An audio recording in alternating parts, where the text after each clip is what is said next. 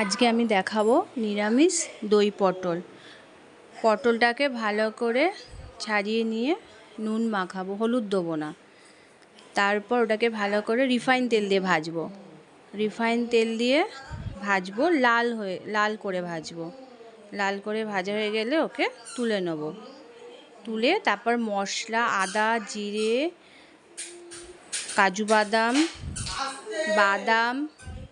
পেস্টটা দিয়ে দেবো, টমেটো পেস্ট। এবার খোলায় গোটা গরম মশলা আর তেজপাতা ফোড়ন দিয়ে ওটা দিয়ে দেবো। লাস্টে বাড়িতে বানিয়েছিলাম টক দইটা ভালো করে ফেটে নিয়ে টক দইটা পটলের মধ্যে দিয়ে দেবো। এবার ভালো করে নেড়ে চেড়ে দইটা দিয়ে হালকা একটু স্বাদ মতন চিনি দেবো। এই দই পটলে একটু চিনি না দিলে ভাল লাগবে না খেতে। তাই আপনারাও বানিয়ে দেখবেন কীরম লাগে দই পটলটা খেতে।